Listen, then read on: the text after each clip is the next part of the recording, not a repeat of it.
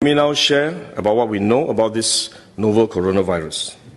This virus comes from the family of coronavirus, which includes other viruses such as MERS and SARS, as well as the milder variants causing common cold.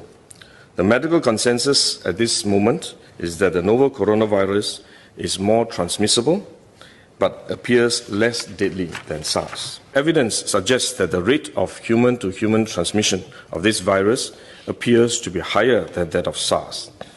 For now, the evidence also suggests that transmission is mostly via droplets. What this means is that the virus is carried within droplets emitted from an infected person over a short distance, such as when a person coughs or sneezes. If these droplets come into contact with the eyes, nose or mouth of an individual, directly or indirectly through hands that have come into contact with these droplets, the individual may become infected. To clarify, there is no evidence currently to suggest that the virus is airborne. There are other viruses, such as the chickenpox, which can easily be transported via air currents and do not require droplets to contact the eyes or nose. The novel coronavirus is not in this category of viruses. The novel coronavirus could also transmit through surface contact. Let me explain.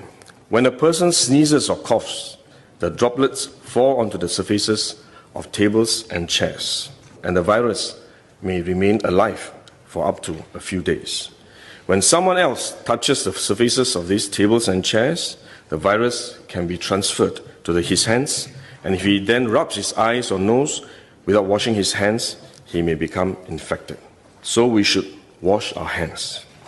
This is also why we only quarantine the close contacts of confirmed cases. For more transient contacts, such as individuals that the confirmed cases may have walked past in malls or hotels, the risk of transmission is low.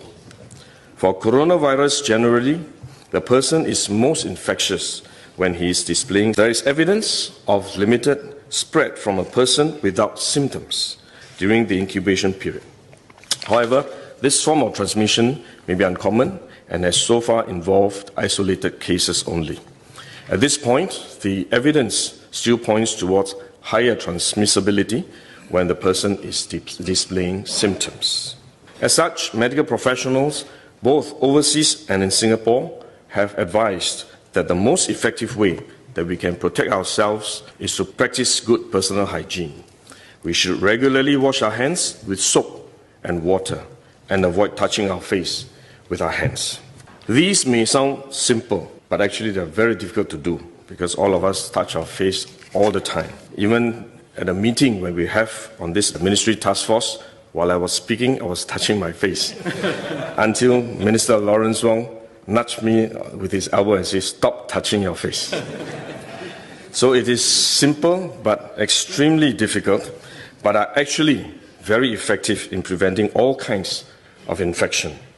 Potential infection from asymptomatic persons, in fact, is less likely to be from coughing or sneezing directly because they don't have symptoms. They are not sneezing or coughing, but more likely by touching contaminated surfaces, for which masks offer no protection. Wearing a mask when we are well often gives us a false sense of security instead, and we are more likely to touch our faces when we constantly adjust our masks, which is one way the disease spreads.